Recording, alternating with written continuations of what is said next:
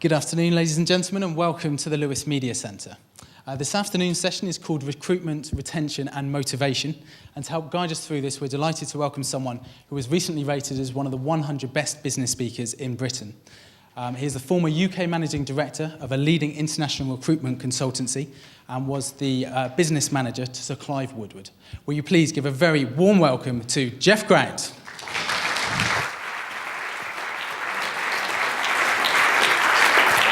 Good afternoon, everybody. As Steve suggested here, I used to be a professional recruitment consultant. Now, I know many of you think that's an oxymoron, like fun run or business casual, but at least you know you're not going to get any great insight into recruitment strategy.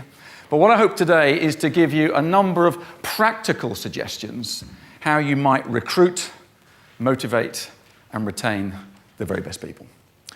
But what on earth are we doing here? Because surely recruitment and retention must be much easier now, surely. We've got loads of people on the job market, loads of redundancies, loads of people looking for work. So shouldn't it be easier? Most of the company I speak to saying they're finding it extremely difficult to attract the right talent. Those people that will make a real difference to their organisation. So first of all, where does it go wrong?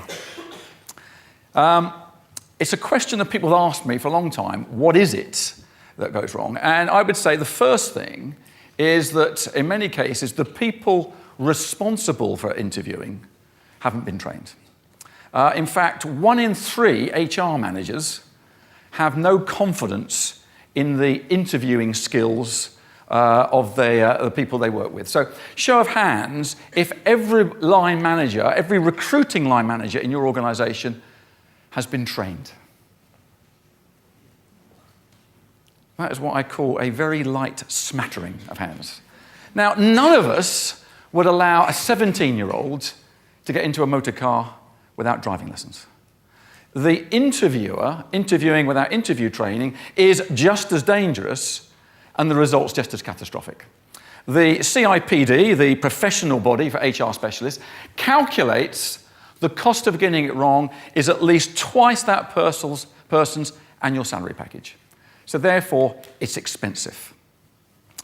Certain companies, I'm working currently with Harrods, that are now training over 200 line managers to interview, and those line managers will be fully accredited before they're allowed to sit in front of a candidate. And I would suggest it's something that you need to address as a priority if you want to build a decent recruitment strategy on the basis of that.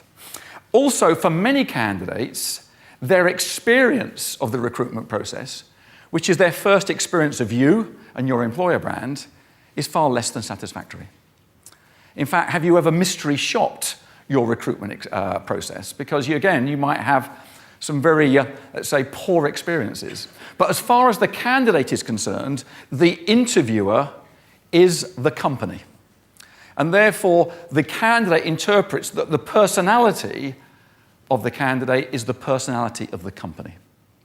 Now, if I look back at my 20-plus years in recruitment, 2 clients of mine stand out for very contrasting reasons. The first was a chap called Peter Charles, who worked for a company not too far from here.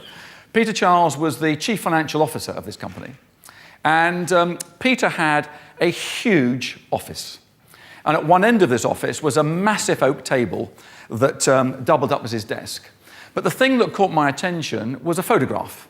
Not the usual photograph of wife and kids, but a photograph of him on the wall directly behind his desk. A picture 4 foot by 5 foot.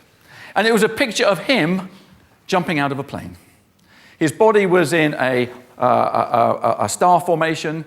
He was looking up at the cameraman in the plane. He's wearing a bright orange crash helmet. The white silk parachute is billowing behind him.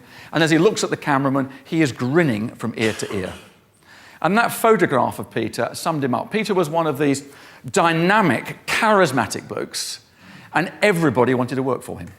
In fact, he was a fabulous ambassador for his company. And in the 10 years I recruited for him, not a single candidate ever turned down a job offer.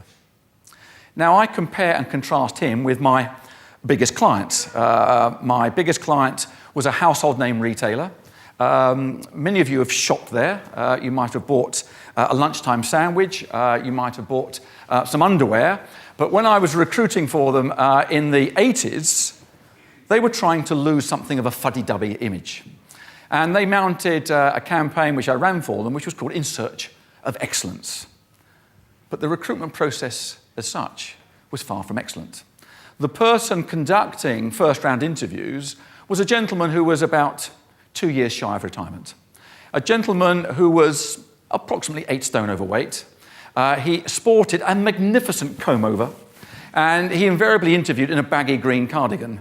And let's be sure, there's no such thing as a power cardi. Now, when I compare my 2 images of my retailer and Peter Charles, it reminds me of the comment made by the American commentator Marshall McLuhan. The medium is the message.